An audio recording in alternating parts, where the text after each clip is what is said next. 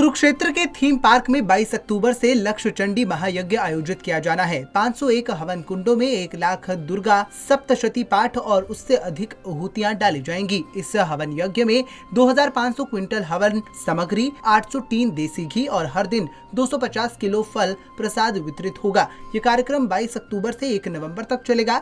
इसमें सबसे बड़ी खबर ये है कि इस हवन यज्ञ में डाली गई आहुति और उससे निकलने वाले धुएं से पर्यावरण, भूमि उर्वरकता, चेतन मन पर पड़ने वाली प्रभाव पर वैज्ञानिक दृष्टिकोण से शोध होगा। वैज्ञानिक जांच के लिए दक्षिण कोरिया और देश के वैज्ञानिकों का एक बड़ा दल भी क्षेत्र में पहुंचा हुआ है। थीम पार्क में बनाए गए हवन यज्ञ का बुधवार को यज्ञ आयोजित स्वामी हरिओम दास ने निरीक्षण किया और मीडिया से बात करते हुए स्वामी जी ने इस आयोजन के बारे में विस्तृत जानकारी दी।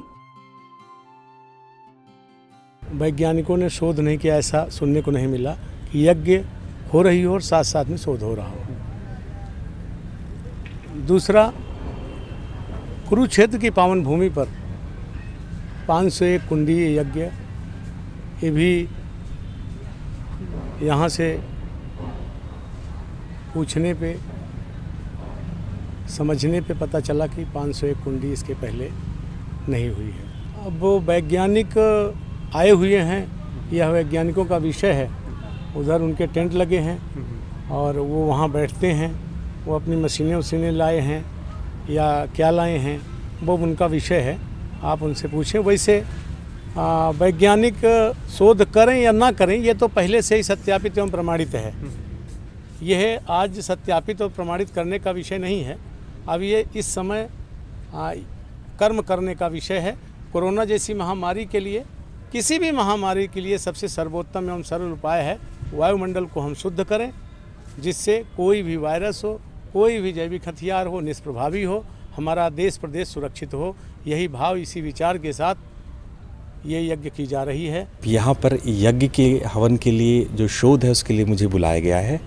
शोध के लिए मुख्य रूप से हम लोगों ने 3 बेसिक डिपार्टमेंट बनाए हैं।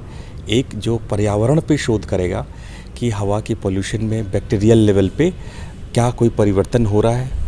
इसके अलावे हम लोग जो कलश है उसके जल का भूमि पर उसकी उर्वरकता पर क्या प्रभाव पड़ता है, प्लांट्स के ग्रोथ पे क्या प्रभाव पड़ता है, जो मंत्र बोले जाएंगे उन मंत्रों का हमारे मन पे, हमारे चेतना पे क्या प्रभाव है, उस पे हम लोग स्टडी करने वाले हैं।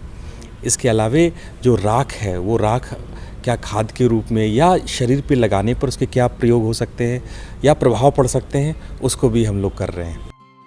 माँ त्रिपुर सुंदरी के इस यज्ञ का आयोजन भारतवर्ष के साथ साथ पूरे विश्व से कोरोना जैसी महामारी का नाश हो, इस उद्देश्य से किया जा रहा है। इस यज्ञ में देश भर के महामंडलेश्वर साधु संत पधारेंगे। इस महायज्ञ में एक नई बात ये होने जा रही है कि यहाँ पर पर्यावरण वैज्ञानिकों का दल भी पहुँच गया है, जो कि ये शोध करेगा कि यज्ञ के धुएं से पर्यावरण पर क्या प्रभाव पड़ा है और मंत्र ध्वनि से वातावरण और मानव स्वभाव पर क्या प्रभाव पड़ा है। यज्ञ में उपयोग होने वाले कलश के जल का मिट्टी पर होने वाले प्रभाव का भी वैज्ञानिकों द्वारा जांच किया जाएगा। पंजाब केसरी टीवी के लिए कुरुक्षेत्र से अशोक यादव की रिपोर्ट।